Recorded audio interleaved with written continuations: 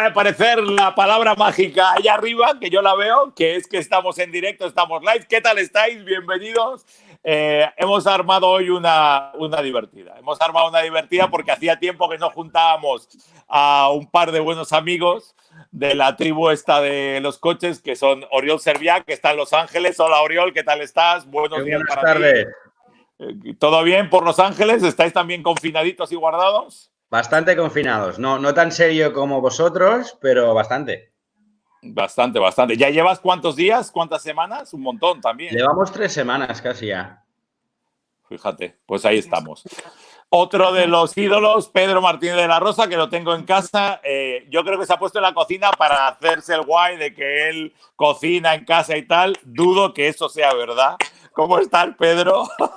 Bueno, contento de estar con todos vosotros. Tengo que decir que, a ver, yo cocinar poco, pero limpio platos que no os podéis ni imaginar lo rápido que soy limpiando platos. Estoy hecho un máster este confinamiento de limpieza. Pena, si hay otro confinamiento ya te secuestro, porque necesito a alguien que le dé a los platos aquí en casa. Yo sí. Que voy fatal con eso. Madre mía. Señorita Noemí de Miguel, ¿qué tal está usted? Muy bien, salvo por el hecho que no escucho a Oriol. O sea que... ¿No escuchas a Oriol? ¿No me oyes? Bueno, total, para lo que hay que escuchar. Claro que el otro también. Llevamos 2 ya y no hemos ni empezado. ¿Me oyes, Noemi, o no? Ya te ha metido. No. No te oye. Espérate que te arreglamos a Oriol. Ahora mismo interviene Ricard, se lleva a Oriol y te lo vuelve a meter. ¿Ves? Ya acabamos de hacer desaparecer a Oriol en directo y ahora vuelve. Ya. De la Rosa, ahora. Check. A ti te tengo muy escuchado. Ahora. Caray. Vale, digo, eres la única razón por la que porque estoy aquí. A estos dos ya los veo demasiado. Eso, yo decía, a estos les escucho mucho, que yo aquí echo de menos a Oriol Servià, por favor. No tengo palabras. Bueno, bienvenidos a este encuentro de carreras. Ya os habéis fijado que llevamos 1 minuto y le ha metido Pedro 2 collejas a Oriol antes de empezar. Y yo no sé si esto va a ser así en todas las curvas o vamos a ir bien. Lo primero, por cierto, en junio se va a empezar a correr NASCAR en Estados Unidos sin público, ¿es verdad eso, Oriol? Bueno, ya sabéis que en Estados Unidos van un poco a tope, ¿no? Un poco demasiado optimistas normalmente y tal. Y ayer anunciaron que sí, que quieren empezar en junio. Van a empezar, creo, en Dallas y sin público. Entonces es algo que es curioso, ¿no? Yo creo que es interesante porque van a tener pues muy buena audiencia en televisión porque no hay nada más que ver. Pero de ahí a que abran, a que haya espectadores, pues es lo difícil, ¿no?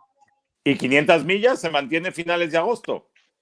Por ahora sí, es el 23 de agosto, creo, y yo no veo cómo pueden hacerlo con público, más que nada porque cómo vamos a pasar de estar confinados a hacer el evento que pone más humanos juntos uno al lado del otro en el planeta, ¿no? O sea que creo que Roger Penske, que justo compró tanto el campeonato como el circuito en noviembre, pues seguramente debe estar pensando que se podía haber ahorrado un añito antes de tomar esta decisión, ¿no? Como que lo ha comprado en el año más difícil, vaya. Joder, ¿tú crees que esto puede ayudar, Pedro, al resto, a los de Europa? No, difícil, ¿no? Yo creo que la Fórmula 1 va por otro lado. Bueno, a ver, yo creo que desconozco mucho la situación de Estados Unidos, pero sí que, por desgracia, conocemos todos la situación de Europa, de España, y la situación es mala, o sea, es mala, es dramática, y yo creo que vamos a ir más poco a poco de lo que la gente se imagina y el desconfinamiento va a ir al ralentí. Pero eso sí, eso no significa que no vayamos a comenzar, ¿no? Pero vamos probablemente a comenzar un poco más tarde de lo que la Fórmula 1 está diciendo. Piensa, Ponseti, que en la Fórmula 1 se está hablando del 5 o el 12 de julio empezar en Austria, ¿eh? O sea, esto es dentro de bastante poco, obviamente sin público y con medidas de seguridad, sin prensa, sin tal, pero lo veo muy, muy precipitado. Uy, Noemí, que te han cortado directamente, ¿no? Sin prensa, sin nada. Ahí no aparece ni el tato, los pilotos y lo justo ya. Ya, pero yo creo que lo justo es que vayamos nosotros, ¿no? Pero... Si no, me parece que no te somos parte del pack esencial. Eso de, si lo que pasa es que sabes que quieren librarse de nuestras preguntas al terminar una mala clasificación o un tal. Si no tienes que estar pasando por el corralito, mucho mejor. Pero bueno, bromas aparte, obviamente yo creo que también es verdad que es muy optimista lo de empezar a 1 de julio en Austria, pero también teniendo en cuenta que estará ahí presionando todo lo que pueda a un tal Helmut Marko, sobre todo por el hecho de que quería poder inyectar la enfermedad, ¿no?, a sus propios pilotos para que la pasen cuanto antes y ya está, de este tipo de ideas. Lo que pasa es que sí que veo la necesidad, y yo creo que también en el lado americano puede ir por eso, de que la gente necesita entretenimiento. Si va a estar en casa, si vas a tener que pasar por... O sea, siempre ha sido así. La vía de escape de tantos, la pasión de tantos es el deporte. Si estás en casa sin deporte, siempre se hace más complicado. Por eso querrán que, aunque sea sin público, la gente pueda tener ese entretenimiento. Es así. Estoy Bueno, totalmente de acuerdo con Noemí, ¿eh? ¿En serio? No, totalmente, en esto. No, la verdad es que sí, o sea, es que es muy importante entretener a la gente y es nuestro deber, ¿no? De deportistas, de medios de comunicación, de creadores de eventos, de promotores, entretener a la gente y nunca mejor, o sea, que ahora, en momentos donde la gente lo necesita, lo demanda. Bueno, vamos a empezar por el principio, que por primera vez os tengo así juntos en una entrevista. Yo creo que no hemos coincidido nunca. ¿Dónde empieza la relación Serviá de la Rosa? ¿Cuándo empieza esto? ¿Hace 1.000.000 de años o no? ¿Os acordáis o no? Porque yo tengo más o menos claro cuándo me voy juntando con vosotros dos, pero yo no sé si tenéis claro cuándo os juntáis vosotros dos. Pedro, para empezar, es mucho mayor que yo. Sí. Entonces, cuando yo era joven y empecé a correr en karts, Pedro terminaba justo su aventura en los karts. Ahí tuvimos un poquito de contacto, pero poco. Y Pero ¿tú te acuerdas del primer día que me vistes a mí? Porque no. yo me acuerdo de la primera vez que vi a Oriol y fue en una carrera de karts.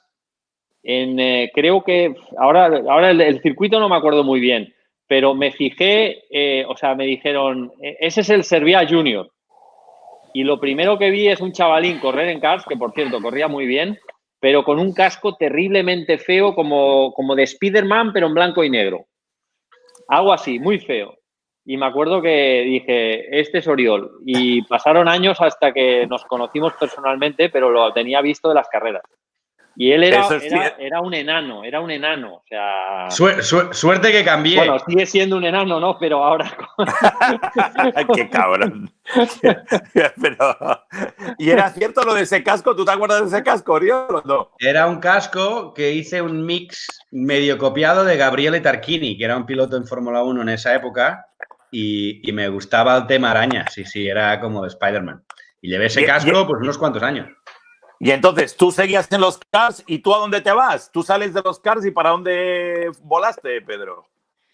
Yo entonces, yo seguí me metí en la Ofensiva 1 gracias al programa de la Federación Española de Automovilismo, fui becado, año 89, Fórmula Fiat, Fórmula Ford, y fue ya en los años de circuito que conocí a Oriol y que él entró, me parece también, entraste en la Fórmula Renault, ¿no? Si creo recordar, Oriol. Exacto, sí. Pero tampoco éramos muy amigos, o sea, no hubo un amor a la primera vista. Esa es la realidad. Lo del casco le marcó. Sí, o sea, yo siempre... Exactamente.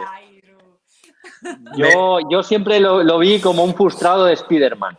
Con eso. ¡Joder! Serviá, yo no sé si tú vas a decirle algo. Yo seguiré preguntando. Hay comentarios que no hace falta. No hace falta. La verdad, como he dicho, él era mucho mayor que yo y entonces no había la conexión. Empezamos a ser un poquito más amigos porque teníamos un par de amigos en común, Ángel Burgueño, principalmente, que formaba parte de la ofensiva de la Federación Española con Pedro. Yo en esa época empecé a correr, pero en Francia. Entonces estaba un poco desconectado de esta tribu, por suerte. Y la verdad es que Pedro y yo, esta amistad que veis totalmente falsa, pero que existe, empieza cuando empezamos a sudar juntos. Y es el momento cuando yo me junté con Pedro, con su preparador físico, David Pérez, con el que Pedro había estado entrenando ya bastantes años y ahí nos tiramos 10 años casi, cada día yendo a entrenar juntos. Pedro me recogía por la mañana, íbamos a entrenar, sudábamos, comíamos cada día. Y pues la fuerza al final, como decíamos, ¿no? El roce al final pues crea el cariño y nos vimos forzados a querernos un poquito. Yo de eso me acuerdo, Pedro y Oriol, vas a flipar, ¿no? Yo me acuerdo haber subido alguna vez con vosotros porque entrenabais en Montjuïc, al lado de Montjuïc. Exactamente. Al lado del Estadio Olímpico, ¿no? Ahí mismo, en las pistas de hockey hierba de Pau Negre, al lado del Estadio Olímpico, donde entrenaba el Español. Y ahora mirando hacia atrás, con David Pérez, que era el preparador físico de la selección española de hockey hierba, ganador femenina, que ganó en el año 92 la medalla de oro. Yo conozco a David Pérez a través de mi mujer, que entra en la selección de sub-21 de hockey hierba. Me dice, este tío es buenísimo, es un preparador. Empiezo a trabajar con él. Estamos hablando año 93 y entonces luego Oriol vino se metió también a trabajar con David y bueno, son esas cosas que son momentos muy especiales en la vida, porque si yo tengo que mirar atrás, son de los mejores momentos de mi vida, son esos momentos entrenando con David, con Oriol, con otros deportistas que éramos un grupo también muy, muy unido y ahora mirando hacia atrás digo, esos son los momentos especiales de mi vida, o sea, no hay otros. ¿Ahí donde estabais? ¿Estabais corriendo en algún lado los dos o no? ¿Dónde andabais metidos en aquella época? Yo no me acuerdo de esto. Yo empiezo a entrenar, o sea, imagínate, Pedro ha dicho que empezó con David en el 93. Yo empiezo en el 97, 98. Perdona, no, 99, que fue mi segundo año de Indy Lights, que me di cuenta que me tenía que tomar el tema en serio y ahí empezamos. Entonces nos tiramos muchos años trabajando juntos. Porque aparte hacíamos preparación física y un poquito de coaching, que ahí pues los dos tuvimos sesiones muy intensas, la verdad. Son las cosas que te unen, ¿no? Cuando os dais cuenta, déjame, porfa, Ponce, hacer una pregunta a mí. Digo, porque siempre me 3 y 4. En esos momentos en los que eres joven, tienes aspiraciones, pero bueno, vas haciendo, te vas defendiendo, te vas conformando. ¿Cuándo te hace ese clic de saber que tienes que mejorar el físico? Que además tienes que ir un paso más allá, que igual tienes que controlar tus emociones, que tienes que estar controlando también tu mente, que tienes que hacer esa parte de coaching, el prepararte más y realmente te pide el cuerpo y te pide la mente ser profesional y que sabes que para eso te tienes que entregar del todo.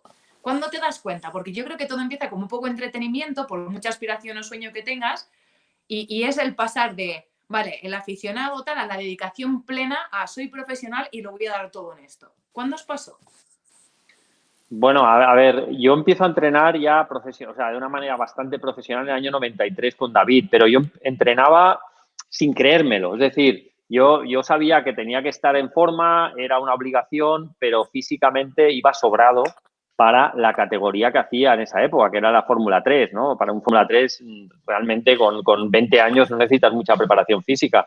Pero fue cuando en el invierno del 95 en Japón yo pruebo por primera vez un Fórmula 3000 en el circuito de Fuji, que lo paso muy mal, porque físicamente me doy cuenta que no tengo cuello, no tengo resistencia, no tengo fuerza en los brazos suficiente para estar a máximo nivel. Y recuerdo entrar en una curva rápida en el circuito de Fuji y al final del día destrozado. Digo, si ahora se me va y tengo un coletazo del coche, yo no tengo fuerza para recuperarlo. Y en ese momento sentí la necesidad, el clic ese que tú hablas, es decir, tengo que meterme a entrenar a saco este invierno porque esto no lo puedo permitir nunca más. No puedo ser un pasajero en el coche.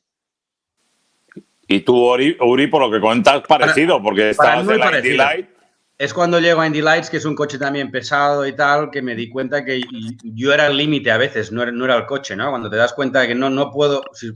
Un circuito muy famoso que conocemos todos, ¿no? Me acuerdo perfectamente en Laguna Seca, después del Corkscrew, es famoso por el Corkscrew, ¿no? Que es esa chicane de bajada, pero en el fondo es una curva que no tiene mucha chicha, aparte de que es ciega.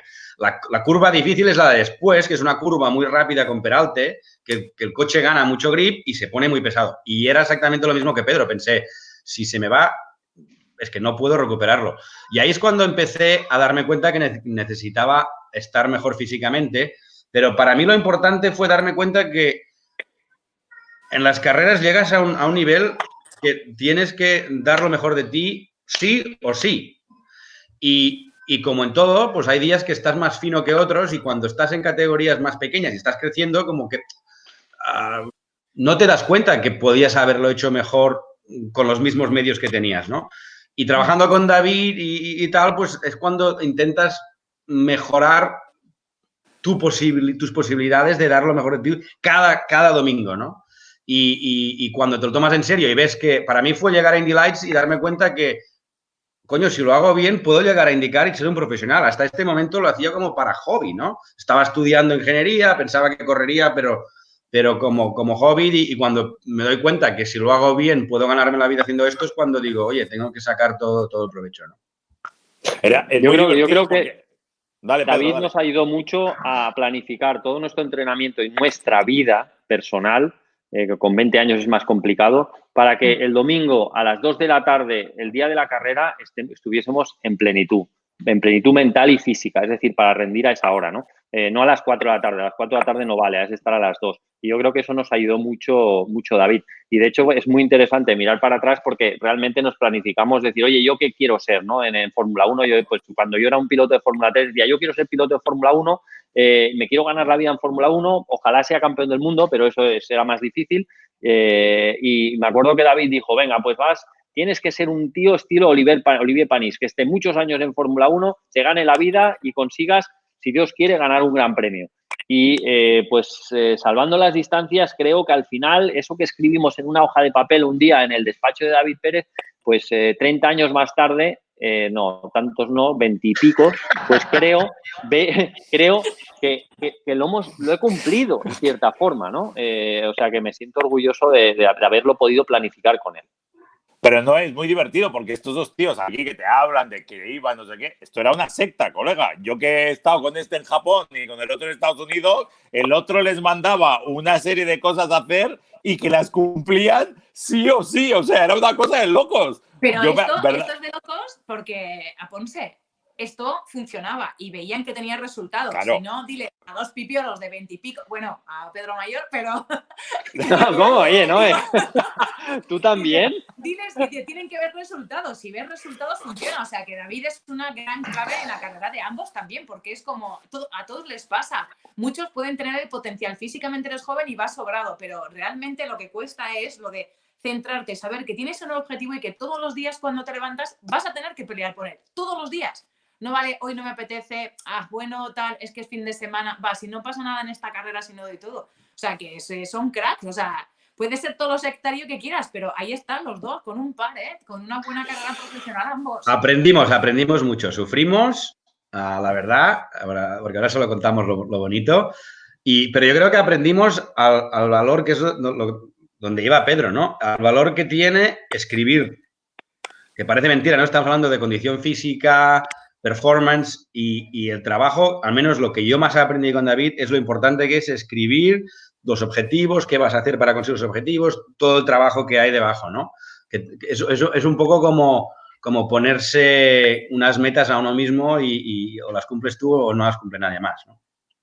A ver, tengo un problema en el tiempo para que me ayudéis los dos. ¿Llegasteis a poder que se diera la situación de poder correr juntos? Yo recuerdo cuando Oriol prueba en Fórmula 1. Sabes que saldrá, Pedro, sabes que saldrá. Es imposible que no salga. Cambiemos de tema, Ponseti. Vale, yo cambio de tema ahora mismo, hablamos de otra cosa. No sabes, pinchas en blando, Ponce, sigue. No, te juro que no ya o no. Pedro, ¿estás sudando ya? Yo no digo nada. Yo paso de tema y hablamos de otra cosa. Noemí, pregunta tú. Yo me callo. Yo no digo nada de Fórmula 1. Sí, pregunta. Sí, ibas bien. Ponce, iba bien. Pero que yo no me acuerdo en el tiempo. ¿La vida os podía haber llevado a que estuvierais juntos en Fórmula 1? Sí, es que de hecho... a ver, Uri, yo voy a contar una versión y si no estás de acuerdo, tú puedes... Primero, si puedo, voy a decir que con Pedro entrenábamos cada día. Y hubo algún día, algunos, no muchos, que fuimos a entrenar con resaca. Porque salíamos algún jueves, teníamos alguna... pero el viernes íbamos a entrenar. El viernes íbamos a entrenar, pero hubo algún día. Y hubo un día que fuimos con resaca. Fuimos con resaca porque el día antes celebramos, Pedro y yo fuimos a cenar solos y celebramos que él ya tenía un contrato, ya tenía cada año para estar en Fórmula 1, y yo había conseguido un contrato. Entonces esa noche fuimos a cenar a tope, los dos estamos en Fórmula 1 el año que viene. Al día siguiente, resaca, entrenar. Esto es el principio. Ahí dejo a Pedro que sí. Sí, bueno, no, es fabuloso. Eso pasó. Bueno, yo nunca he entrenado con resaca, Uri. No sé qué deberías de tomar tú, pero bueno, ya que ya no pasa nada. O sea, de acuerdo. Oye, pues mira, yo te dejé a la 1 de la madrugada, te dejé en casa. No sé qué hiciste luego. Pero bueno, la cuestión es que eso es verdad. Y que bueno, y que cosas de la vida, pues a mí luego en una situación, a mí me despiden del equipo de Arrows, te estoy hablando del equipo de Arrows, exactamente, y entonces yo sabía que Uri tenía un pie en un equipo de Fórmula 1, un pie y medio, pero que no había firmado. Entonces, en un momento dado, este equipo, que es el equipo Pros, me llama a mí y me dicen, oye, queremos hablar contigo porque nos interesa que seas nuestro piloto de pruebas. En ese momento, pues yo voy a París y sí, lo tengo que admitir, le saco el puesto a Uri. A mi amigo, no sin antes haberlo llamado personalmente. Una vez yo me estoy yendo a París para decir, oye, que sepas que tu equipo me ha llamado. Y como yo no tengo equipo, si hay una posibilidad voy a intentar correr. Y bueno, historia, ese fue... La historia, y yo no me acuerdo, Pedro, pero yo creo que era incluso el día siguiente. El día siguiente, el día de la resaca, que me llama Pedro a las 10 de la mañana. A ver, ahora, bromas al margen, yo no me acuerdo de la resaca. Sí, coño. Sí. O sea, en serio. La memoria selectiva, yo me acuerdo de lo bueno, no de lo malo, pero bueno. Fuimos a cenar, a celebrar que los dos íbamos a estar en la parrilla o en Fórmula 1 el año siguiente. Y hace 20 años ya de esto. Pero yo la memoria la tengo, es que al día siguiente me llamas, a la hora que normalmente me recogías para ir a entrenar, me dices, Uri, tío, Tom Walkinshaw y Repsol se acaban de ir a los platos, están rodando, voy a por tu asiento. Hay que explicar que Pedro y yo teníamos el mismo manager, Julian Jacobi, en esa época. Pedro era un tío ya súper famoso y con experiencia en Fórmula 1 y tenía todo sentido que le cogieran a él en vez de aquí a la futura estrella. Lo peor de todo es que Pedro hace un test y a mitad del test lo coge Jaguar, o sea que no ni utilizó el contrato con Prost. Me lo sacó por nada. Pero tú no volví. Te voy a decir una cosa, Noé. Esto no lo he hablado con ellos dos juntos en mi puñetera vida. O sea, esto está pasando hoy. Pero tú no. Dale, Noé, dale. No, a eso me refiero. Tú estabas pinchando algo. Sigue, no lo dejes, sigue. ¿Ves? Aquí ha salido la historia. Pero ¿y no volviste? No vuelven a llamarte, Uri. No hay posibilidad.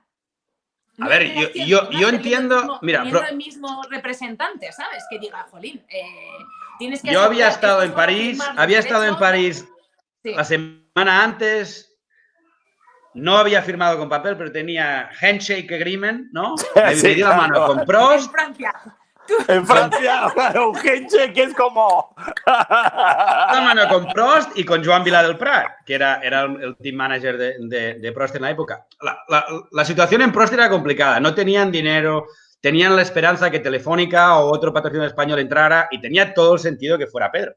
Lo que pasa es que si yo hubiera tenido otro manager que no era el mismo que Pedro, al menos hubiera tenido a alguien defendiendo mi posición, ¿no? Pero bueno, en ese momento yo había hecho un año en la CART, me doy cuenta de que nada y me volví rápido a Estados Unidos y firmé con un equipo. Entonces, en el momento que Pedro firma ya con Jaguar, yo ya he firmado con otro equipo de Estados Unidos y ya me he tirado aquí 20 años. Me alegro porque Prost acabó cerrando a la tercera carrera ese año, o sea que hubiera tenido claro, yo es que futuro, lo que os lo iba a decir a los dos. Tuviste los dos mucha suerte al final, sin querer, porque tú terminaste en Jaguar y no te fue mal, digamos, que esa temporada la cubriste, Pedro, y tú, Oriol, volviste atrás porque os podíais haber quedado colgados los dos en 3 carreras. No nos fue mal y te diré más. Ahora, visto con perspectiva, lo más positivo de todo es que conservamos la amistad. O sea, es así, la vida es así. O sea, porque al final, al margen de todo, yo jamás oculté nada a Uri. En el momento que pros llaman a mi manager, se lo digo. Me sorprendió que cuando yo me voy a Jaguar no lo vuelven a llamar a él, pero yo creo que tenían unas urgencias económicas. Pero al final lo hablamos, lo discutimos, nos peleamos, nos reconciliamos y seguimos 20 años más tarde llamándonos cada semana o teniendo un chat juntos y nada, en el fondo me ha y siendo servido amigos. para un montón de cenas gratis, porque claro, evidentemente Pedro es el culpable último de que Oriol no llegara a la Fórmula 1 y me debe el oro y todo. Entonces, Tío, sois los dos catalanes, tenía que haber algo detrás, es que tenía que haber un pago, una recompensa, claro. Ahora sí. Ahí Uri, la pasta y la pasta. y más. Uri, que te quiero mucho, pese a esa barba que te has dejado. Pedro, cuéntame un poco. Yo tuve la suerte de compartir contigo en Japón, tío. Es una experiencia que no sé si muchos más pilotos españoles han buscado o han tenido el éxito que tú tuviste, porque tú al final ahí corrías resistencia y fórmula. Corrías, o al menos cuando yo estuve contigo, no me acuerdo qué año era. Eso era 97 a lo mejor, o por ahí, puede ser. Sí, 96, yo estuve 3 90. años, 95, 96 y 97. Alex Palou ha estado en la Super Fórmula, que era la Fórmula Nippon, Fórmula 3000 que yo hice, con muy buenos resultados, la Fórmula 3 también. Es decir, ha habido también un poco de pilotos españolos que han seguido la estela, muy pocos, diría yo, porque han tenido también la suerte de poderse quedar en Europa, pero lo cierto es que es un ejercicio, ya no es un tema de aprendizaje al nivel de conducción, es un ejercicio de vida. Hoy en día los pilotos corren el campeonato de Estados Unidos o el campeonato de Japón o tal, corren y se vuelven a casa, vivan donde vivan. En esa época, cuando corrías el campeonato de Japón, de lo que fuera, te ibas a vivir a Japón. Cuando te ibas a hacer las Indy Lights, como hizo Oriol o tal, te ibas a vivir a Estados Unidos. Él se ha quedado ahí. Yo estuve a punto de quedarme en Japón. Hay pilotos que se han quedado ahí. Yo creo que es la gran diferencia de los pilotos actuales, que los pilotos actuales pueden correr varios campeonatos viviendo en Europa y corriendo por todo el mundo, pero en nuestra época, como había muchos más entrenos también, la exigencia era mucho mayor y tenías que vivir donde competías, al lado de tu equipo, ¿no? Pero es una experiencia de vida y es fabuloso. Y yo realmente no hubiese llegado nunca a la Fórmula 1 si no rompo el ligamen familiar, el estar muy cubierto por mi familia, muy protegido, y no me voy a Japón y me hago hombre ahí, maduro muy deprisa, muy deprisa, para poder... Sí, pero es importante entender, ¿sabes? Un poco las diferencias con la actualidad y sobre todo de que al final llegar a la Fórmula 1 no es un tema de suerte, o sea, hay que, ¿sabes? Yo siempre digo lo mismo a todos los chavalines que empiezan, o sea, en el sofá de tu casa estirado, yo no conozco a nadie que tenga buena suerte. O sea, realmente hay que currárselo y Oriol es un ejemplo muy grande, ¿sabes? Un tío que lleva toda su vida ahí, se ha casado con una chica americana, ha tenido hijos y ha hecho raíces, pero porque ha estado compitiendo ahí muchísimos años.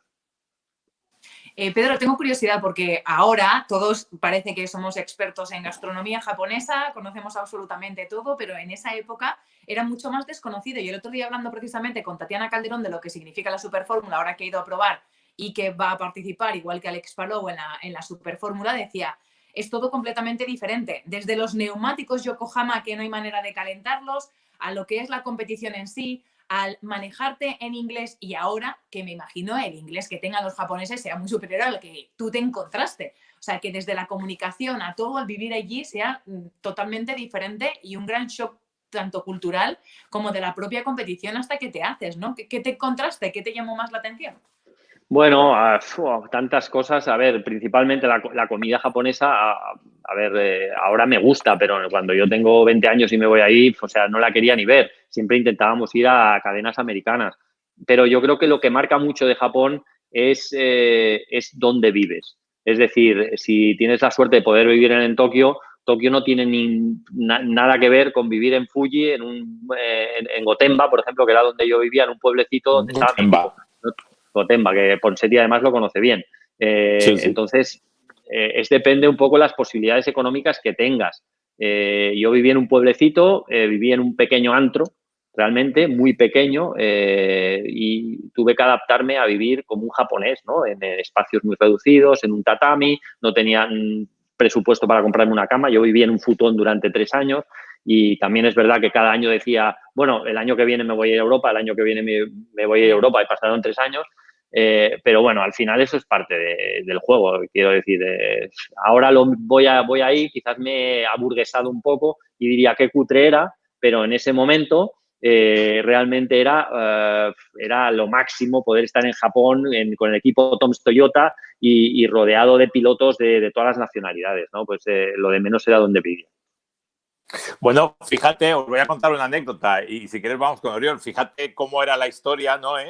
Que cuando Pedro dice, venga, Ponce, tal, te viene no sé qué, Pedro me manda una hoja desde el momento en que yo aterrizo en Japón, cómo tengo, qué palabras he de decir para conseguir llegar a su casa. Porque claro, había que llegar al aeropuerto, pillar un tren, ni Dios hablaba inglés, tenía que pillar el metro no sé dónde, de ahí hacer un cambio para ir a otro sitio y bueno, llegué ahí pues como pasaba en aquella época, de esos milagros de la vida y porque tenía un guión escrito, ¿te acuerdas, Pedro? Que iba todo lo que tenía que decir, claro, y yo voy aquí, tío, y enseñaba el papel escrito en japo que quiero ir aquí, y entonces un tío me daba un ticket, no sé qué, me subía y bueno, alucinante. No, es que ha cambiado todo mucho. O sea, en esa época, claro, estamos hablando de... Yo viví en Japón 3 años sin móvil. Tenías que ser muy preciso. Es decir, si quedábamos en un sitio y además si funcionábamos con fax. Y Ponseti, yo me acuerdo que cuando llegó a mi casa pensé, esto es un milagro. En cierta forma, yo estaba esperando que no llegase nunca, ¿sabes? Ojalá se pierda y no llegue nunca el tío. El tío me llega. Y además me llega y se queda una semana, ¿sabes? Pero bueno. En el futón. Claro, pero por ejemplo, la escuela de Oriol es otra, porque tú te formas en Francia realmente, ¿no? Y de ahí, ¿tú cuándo decides saltar a Estados Unidos? ¿En qué momento dices...? No, decidirlo nunca, todavía no he tomado esa decisión, todavía vuelvo. Tuve suerte y mala suerte, como pasa, ¿no? Pues yo me tiré 5 años haciendo lo que la empresa Elf hacía en Francia, que se llama la Filière, que era una selección de 5 años, de 5 peldaños.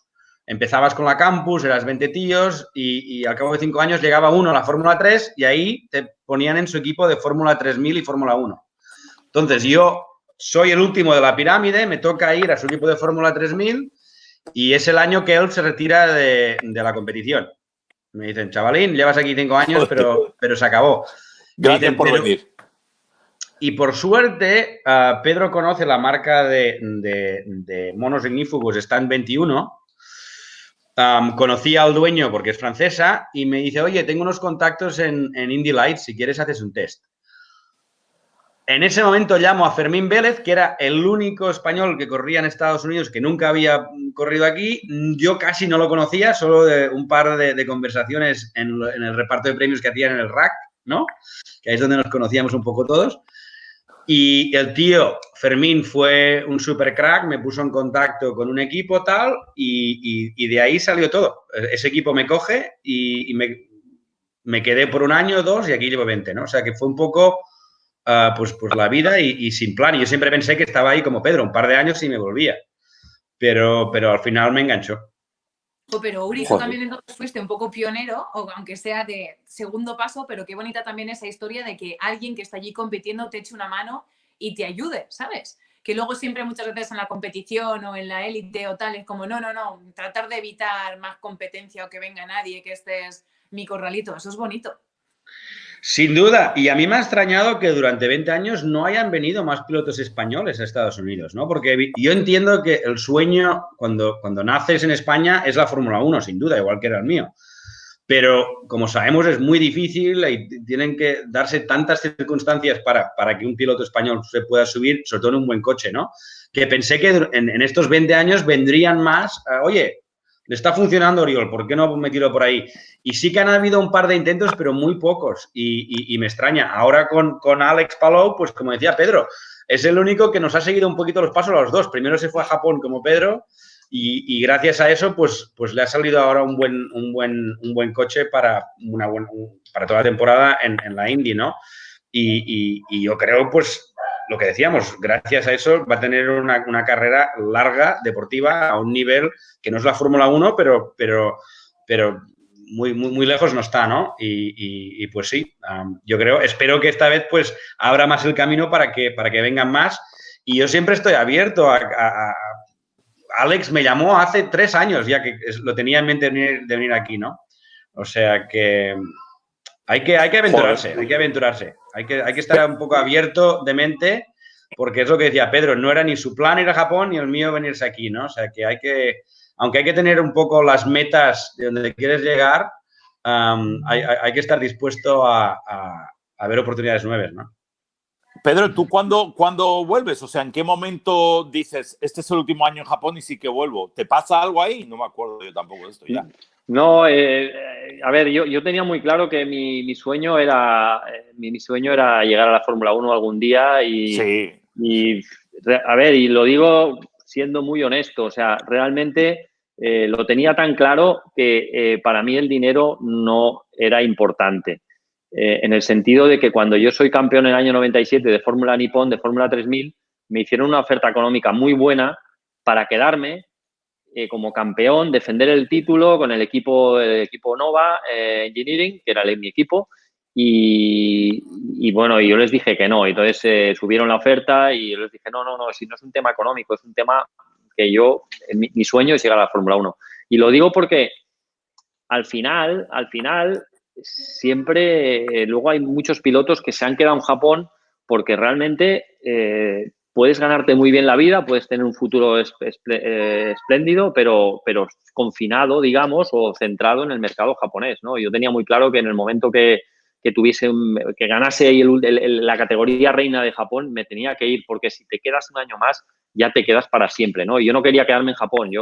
Japón fue muy bueno conmigo, estoy muy agradecido, conocí gente fabulosa, pero yo quería ir a la Fórmula 1 sabiendo que probablemente, y así fue, económicamente iba a ser mucho peor el año siguiente, y también sabiendo que me iba a encontrar tiburones y en un clima muy hostil comparado con un Japón donde realmente la gente me trataba con muchísimo respeto y con muchísima educación, ¿no?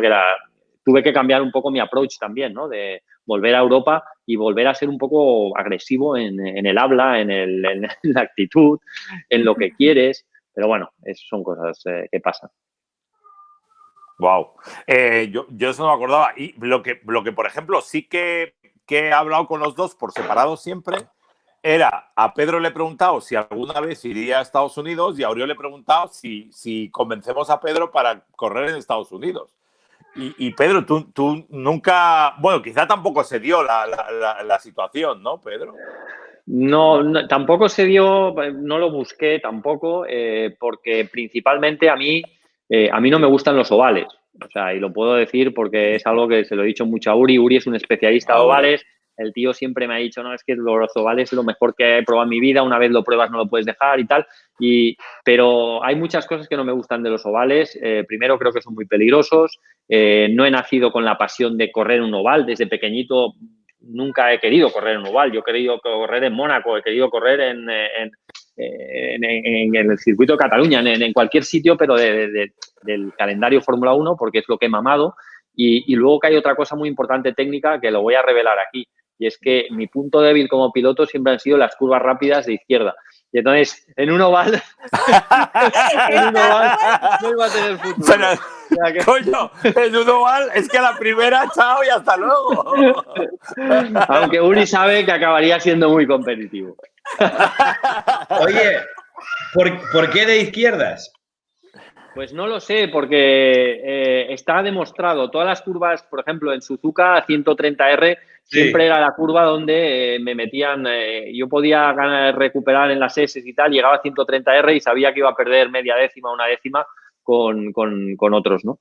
Uri, no te lo sé explicar, no tenía la confianza. En cambio, en curvas rápidas de derechas, hay muy pocos, eso dice mucho de Pedro, en serio. Hay muy pocos pilotos que jamás admitirán que en una curva rápida les falta un poquito. Normalmente siempre, yo soy el más valiente. No, pero yo creo que eso ha sido una de las fortalezas que he tenido. Yo sé que hay tíos con muchísimo más talento que yo, pero al final no llega el que tiene más talento, sino el que trabaja más, el que es mejor fuera del coche también, no solo dentro del coche. O sea, es decir, el pack al final es un pack, ¿no? Y bueno, y también trabajando más las curvas de izquierda también, ¿no? O sea, lo que pasa que también he tenido accidentes en curvas de izquierda, pues he tenido uno en Tabac, en Mónaco, que me hizo pensar mucho las cosas. Luego, cuando tocas te comes un guardarraíl rápido, empiezas a empezar a pensar que esto pica, ¿no? Entonces, también es verdad que he tenido double thoughts, ¿no? Que dicen los ingleses, o dobles pensamientos. Uri, oye, ¿cuál es esa adrenalina que tienen los óvalos? Porque es verdad que tú, a priori, cuando llegas, y a mí me pasó a la Indy, entras por primera vez ahí al circuito, alucinas, pero dices, esto es como un foro romano, ¿sabes? Es que esto es aquí dar vueltas y vueltas y lo ves como algo simple y luego se convierte en un espectáculo brutal. O sea, y no puedes quitar ojo y lo sigues en todo momento y algo tan simple se convierte en un gran espectáculo y no puedes apartar tu atención. Es que es así, pasan 1000 cosas. Para el espectador el oval es algo muy interesante, ¿no? Primero, es lo que dices tú, es tema estadio, por lo que desde tu asiento puedes ver toda la acción. Que esto, pues, en el fondo, sobre todo hoy en día, que estamos acostumbrados a tener tal habilidad a consumir entretenimiento constantemente, cuando te vas a un rally o te vas a un circuito normal y ves los coches pasar cada minuto, pues te aburres, ¿no? Y en un oval, el americano es capaz de ver toda la acción todo el rato. Y hay mucha acción, hay muchos adelantamientos y estás sentado a 3 metros de donde están 3 tíos pasándose a 350 km por hora. Entonces, el espectáculo en sí es impresionante, se te pone la piel de gallina. Pero como piloto es incluso otro nivel de adrenalina, ¿no? Porque si preguntas a la mayoría de los pilotos, no a Pedro, desde hoy sabemos, pero a la mayoría de pilotos en Montmeló, ¿cuál era la curva que más les gustaba? Sobre todo antes de que lo cambiaran, normalmente era la curva antes de la recta, que era una curva a 90 grados, muy rápida, que no se podía hacer a fondo, pero casi, que estás yendo muy rápido, que el coche se mueve. Ahí es donde, de repente, si estás un poco dormido, te despiertas rápido, ¿no? Y el oval es eso todo el rato. Estás yendo a 300 y pico en curvas, al límite. Aparte, estás yendo muy rápido, pero en un oval la acción pasa muy despacio. Es como ir en un avión, ¿no? Que vas a 1000, pero todos los movimientos son muy despacio, ¿verdad? Entonces, un oval es muy ancho, estás yendo muy rápido al límite, pero todos tus movimientos en el volante, en el coche, pasan muy despacio, por lo que cuando estás rodando solo y estás entrenando y haces un test, Pedro es un tío súper técnico, ¿no? Aparte, es súper conocido, lo bueno que es técnicamente.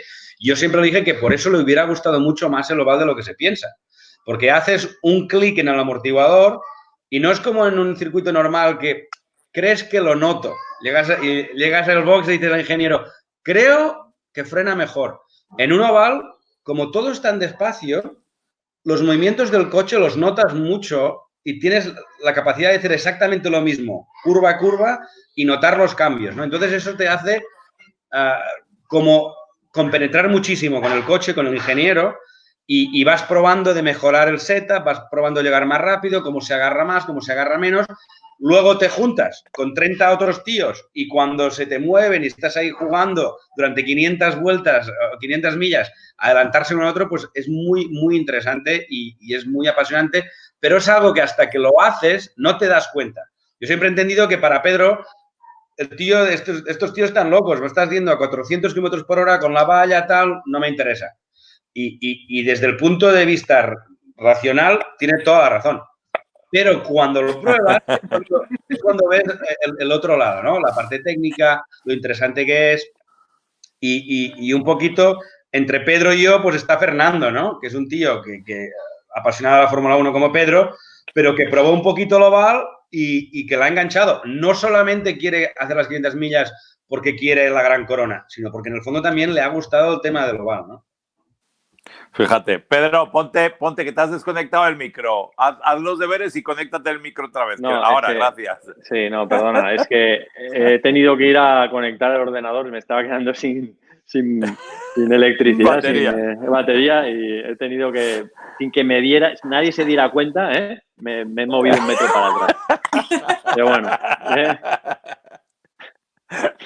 No, pero es cierto que la relación oval-circuitos es diferente. Hay un montón de preguntas para vosotros. ¿Alguna de cuántos días os pasabais cuando estabais fuera de vuestras casas? Cuando estabas en Estados Unidos y tú en Japón, ¿en cuántos sitios corríais y cuánto tiempo os pasabais fuera de casa? Si es que os pasabais mucho tiempo. Yo me acuerdo haber ido, por ejemplo, contigo, Pedro, hasta Tokio, porque claro, corrías un fin de semana en el circuito y nos íbamos a Resistencia a tomar viento de otro lado. Sí, o sea, cuando dices fuera de casa te refieres a fuera de tu apartamento de Japón, ¿no? Claro, sí. Claro, y del apartamento de Estados Unidos. Sí, más o menos hacíamos mitad del tiempo en hoteles, mitad del tiempo en tu apartamento. Porque, como tú has dicho antes, yo corría 2 categorías, Gran Turismo y Fórmula 3000 en un mismo año, con lo que cuando no corría un fin de semana en una categoría, corría en el otra, y si no, entre semanas siempre teníamos entrenamiento. Siempre estábamos entrenando, es lo bonito de esa época, que es que ahora ya no se entrena, ya no se puede entrenar por reducción de costes, ¿no? Pero es que en esa época no había límite presupuestario. Si tu equipo tenía más dinero, podías entrenar más. Y luego en Japón había la guerra de neumáticos. Estaba Yokohama, estaba Bridgestone, estuvo Dunlop hasta que yo llegué, pero se retiraron de la competición, y había el tire testing famoso, ¿no? Que era divertidísimo, porque eran compuestos, carcasas que ibas comprobando todo el día. ¿Y tú, Uri, en Estados Unidos? Muy parecido, pero tú lo sabes bien, ¿no? Por los que no saben, Ponsete y yo estuvimos viviendo juntos bastantes años y sabe perfectamente que llega un momento que al llegar a casa pones la ropa sucia a lavar, pero la maleta nunca se deshace. O sea, sacas la bolsa dentro de la bolsa, ¡pam! Y la maleta está ahí siempre. Fija, porque es que el lunes estás otra vez en el avión, ¿no? Sí. Y uno se acostumbra. Y es una de las cosas cuando en el 2010 se me cayeron todos los patrocinadores y no corrí todo el año. Tuve 2 cosas que la verdad, me esperaba tener que de alguna manera, Oriol, no vas a correr, llevas corriendo muchos años, tranquilo, ya llegará, ¿no? Esto fue parte de mí. Pero lo que no me esperaba es te das cuenta que durante 20 años has estado cada 2 semanas viajando, tal, y de repente estás en casa sin moverte. Es algo que todos nosotros, creo, nos hemos acostumbrado a ser... ¿Cuál es la palabra que no me sale? ¿Nómada? Nómada, somos nómadas, y es una de las cosas que al principio no te gusta, pero es como adictivo, ¿no? Y todos los pilotos al final... Uri, es adictivo hasta que deja de serlo, ¿eh? Te lo digo porque, como ya has dicho antes, que yo soy mayor que tú, yo he pasado etapas en mi vida en las que de repente le he cogido alergia a viajar. En el sentido, alergia a viajar con cariño, es decir, ya he tenido suficiente. O sea, mi récord en el 2013, viviendo, estaba trabajando para Ferrari y estuve 282 días fuera de casa. Entonces, ya ahí ya pierdes el norte, pierdes un poco la perspectiva del tiempo, de los cumpleaños de tus hijas, de dónde vives, y llega un momento en el que reflexionas y dices, ya tengo 40 y pico, yo no quiero esto. No quiero esto tanto tiempo, ¿no? Porque además es sin competir, ¿no? Porque era piloto de pruebas y de simulador. Pero bueno, te lo digo porque yo le he pillado alergia a viajar y ahora, pues, quizás ahora sí que es verdad que empiezo a tener otra vez interés en viajar y más después del confinamiento, ¿no? Tengo un verdadero mono para salir de casa. Pero bueno, que son etapas, la vida son etapas. A mí me pasó cuando volví precisamente de Australia, que como precisamente vivía exactamente como decía Auri. Aquí tú llegas a casa, entras al apartamento, abres la maleta, sacas la ropa, lavas lo que toca y la maleta se queda abierta porque 2 días más tarde vas a poner las cosas otra vez y te vas. Entonces, cuando llegué de Australia, no tenía dónde poner, no me había dado cuenta de que no tenía dónde poner la maleta. No había un hueco para dónde metes la maleta. ¿Sabes? Porque estás acostumbrada, la vas cambiando, simplemente vas poniendo ropa sucia afuera, ropa limpia adentro y viaje y sin parar. Venga, más preguntas para los dos que nos vamos a reír. ¿De rallies qué? Si alguien se anima a correr rallies, si alguien se apunta a correr rallies. Yo, por ejemplo, sé que con Oriol lo he hablado siempre, que sí que molaría, ¿no? Hacerse un Cataluña o algo, ¿verdad, Uli? Claro, yo evidentemente crecí viendo a mi padre ser campeón de España de rallies y yo iba a verlo todas las carreras, me encantaba y de hecho tengo todavía un rally pendiente con Jaime Puig, director de SEAT Sport, en el 99, cuando iba a ganar el campeonato de Indy Lights o no, pues hicimos una apuesta que si ganaba el campeonato me daba una carrera con un rally con un SEAT. Y lo gané y todavía estoy esperando. O sea que tengo todas las ganas todavía de hacerlo y la verdad es que sí, me estoy haciendo ya mayor y a no ser que nos pongamos en un Dakar o algo, pues difícil, pero me gustaría mucho. Yo personalmente creo que no. Creo que los rallies... yo creo que el mundo es de especialistas y que yo no nací para rallies. Tener un copiloto al lado es una responsabilidad tremenda. Si yo me equivoco, quiero hacerme daño yo solo, no quiero tener que responder ante él. Y luego que además conducir con un tío al lado que te va cantando la siguiente curva cuando estás en la anterior, probablemente no estaría habituado. Pero sí que es verdad, a mí me encantaría, no descarto hacer alguna carrera de Gran Turismo en el futuro. Pues sí, ¿por qué no? Luego también echo de menos y creo que hay espacio para que hubiera una categoría de monoplazas para tíos. No sé. Oye, que te has apagado. Te has apagado con tu micro. Justo cuando ibas a decir lo mejor, has apagado el micro, Pedro. Sí. Ahora, has vuelto. Una categoría. Llevo una tarde de 1000 demonios, ¿eh? Oye, ya para rematar, Ponseti por la tarde. Oye, no, pues lo que os iba a decir, ¿no? Pero puedes decir una categoría para Silver, que es como se dice, se llama los veteranos y queda muy bien. Oye, Noemí, yo he dicho Silver, jubilado, no. A ver, cuidado, aquí. Tengo un nombre mejor y de eso quería a ver si Pedro le tentaba. Desde la semana pasada he empezado, sabes que todos ahora corremos en los simuladores y estos tal, ¿no? Pues he empezado a correr con las leyendas. Suena mucho mejor que veteranos y que los Silver, ¿no? Bien. Pedrito, ¿te quieres animar? Ya, es que lo de la leyenda es todavía peor. Porque leyenda parece como de 250 años, ¿sabes? O sea, yo lo dejaría en seniors, que queda como que saben más. Pero un campeonato de monoplazas, ¿sabes? Que podrían ser Fórmula 1 históricos.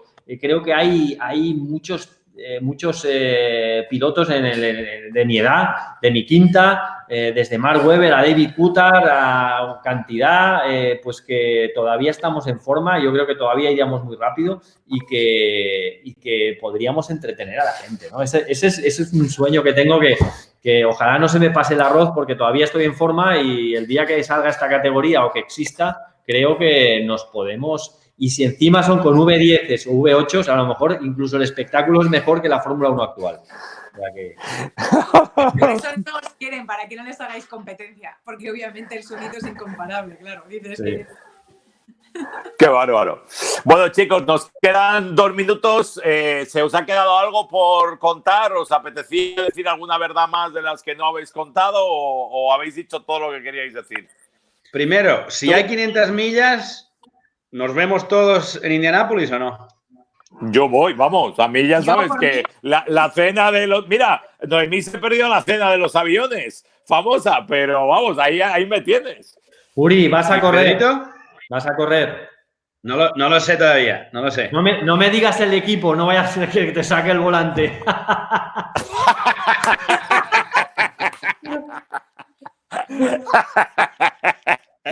Qué cabrón. Era broma, ya sabéis que eso vale, no. Pero Yo te le vienes, hice Pedro. el confinamiento y va girando a la izquierda todo el rato. Va corriendo en casa dando vueltas, haciendo giros de izquierda. Se está preparando. Ahí. Mira, yo te digo una cosa, creo que en el momento que se levante la veda para que puedan haber competiciones de motorsport a nivel mundial, campeonatos internacionales, la Fórmula 1 vamos a estar fin de semana tras fin de semana en competición. O sea, creo que va a ser un no parar. Creo que de aquí a Navidad y que a lo mejor incluso enero, vamos a estar fin de semana tras fin de semana compitiendo, bueno, viendo cómo compiten, comentándolo si Dios quiere y muy entretenidos. Si ese fin de semana no coincide, pues a lo mejor, y si mi alergia a viajar disminuye, iré a ver a Uri. Maravilloso. No, hombre, claro. Venga. Sí. Indianápolis y Uri también. Más. Es el deseo poder ver una carrera de ovales, bueno, de las 500 millas sería un sueño, ¿eh? O sea, tiene que ser algo... Uri siempre me lo ha dicho, una vez en la vida todo el mundo debería ver una carrera de 500 millas. Pues ojalá sea este año y ojalá sea por muchos motivos, sobre todo porque además después de este confinamiento creo que sería que estamos con salud todos, que el público está con salud para ir, se le permite ir y lo podemos disfrutar, porque creo que tal y como está la situación ahora, lo más importante es que estamos los cuatro amigos aquí haciendo una entrevista con salud. Sin duda. Total, dime, Uri. Pedro, todavía me falta tu casco. ¡Oh! Es que Pedro es un tío raro. Normalmente entre pilotos nos intercambiamos cascos, pero Pedro quiere todos sus cascos en su casa. Todos los que ha tenido los tiene guardados en su casa. No quiere intercambiar con nadie. Es así. Es un tío muy raro. Está sin micro. Pedro, está sin micro. Él va a apagar el micro. Sí. Gracias, Te va a enseñar esperad, Uri chicos, ahí esperad. el escondite ese donde tiene metido todo. La conexión, si la conexión no es muy buena, me lo decís, ¿vale? La suerte de que te deje. Pero ya que La estamos... conexión es buena. A ver, la conexión es buena por ahora. Estamos yendo a algún rincón de la casa de Pedro, no sabes por dónde. Conecta el micro que lo desconectas todo el rato, petardo. La madre que lo parió. Ay, mira. Mira, Pues, conecta el micro, Pedro, por Dios. Lo peor es que tiene un casco mío. ¿Está conectado ahora? Seguro, es que Es verdad, el primero es tuyo, Uri. El de arriba a la izquierda es mía y todavía no tengo el suyo. Nunca. A ver, pero qué barbaridad. Pedro, ¿qué tienes ahí, tío? Estos son todos mis cascos. Yo en el museo no tengo, pero este es todos los cascos no, los cascos, al menos uno de cada año. Y el de Uri lo tengo con dos amigos, con Fernando y con Miguel Ángel de Castro. Así que con esto quiero decir, espera, voy subiendo las escaleras. Con esto quiero decir una cosa, Uri. Tienes toda la razón porque no te he dado ninguno. Pero Pedro, ves, tienes ¿no? todos. Ahí Tienes está. todos los tuyos de cada año. Uno de cada año, por lo menos. Uno, como mínimo uno, sí, como mínimo uno. No podía ser de otra manera. Me hace muchísima ilusión y cada casco tiene una historia y son cascos usados y cascos, bueno. Y tengo el de Uri, con lo que sí, tienes toda la razón. Además, hicimos un intercambio que yo te dije, ya te lo enviaré o ya te lo daré. Y se me quedó, tuve tendinitis, ¿no? De hacer así cada vez que le veía.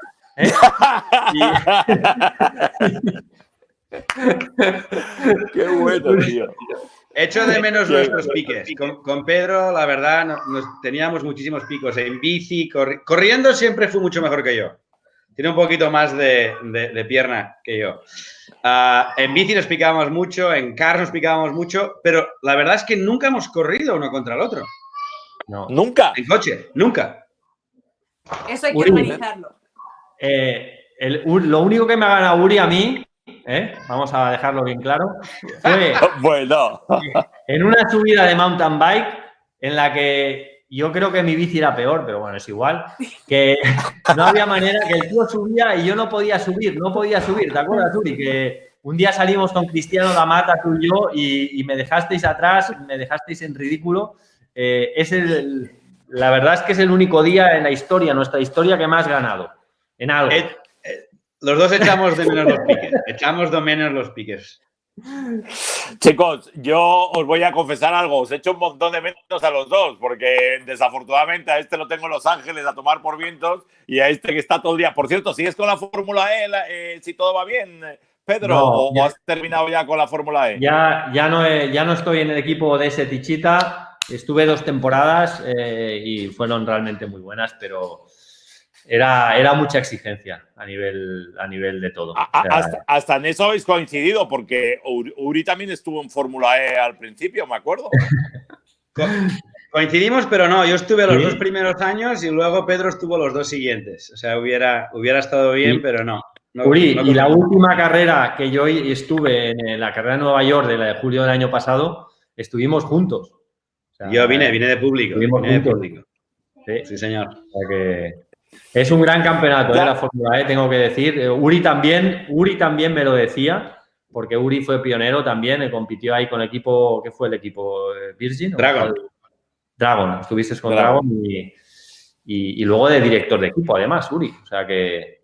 Sí, tú me ganaste. Yo terminé segundo siendo director y tú ganaste el campeonato como Sporting Director. Sí.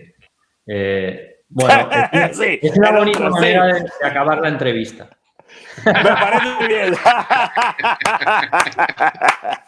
No, yo tengo que darle un beso, que me gustaría enviarle un beso muy fuerte a Uri, que al final lo hemos pasado muy bien. O sea, es que hemos disfrutado mucho juntos, entrenando día a día, y el único pero realmente es que no hemos podido competir juntos en la misma categoría, en el mismo circuito, en el mismo día, realmente. Porque horas de entrenamiento en cars, en la pista de atletismo, entrenando cualquier tipo de deporte, yo creo que con nadie he pasado tantas horas como con Uri. Incluso nos ha confundido la novia una vez.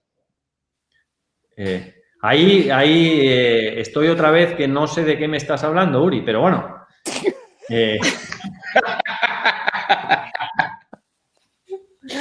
Mira, yo creo que lo vamos a dejar aquí.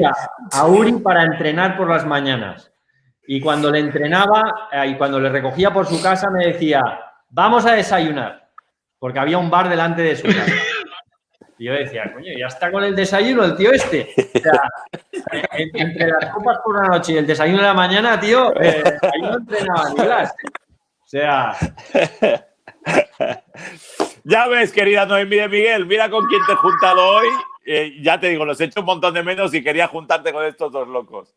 Pues yo feliz y encantada porque también vosotros sois parte de mi propia historia con el motorsport y no me podía sentir más acogida, haber aprendido tanto de gente como vosotros que habéis sido grandes compañeros y amigos y anfitriones, o sea, porque mi época, o sea, y esa semana en Indy fue maravillosa.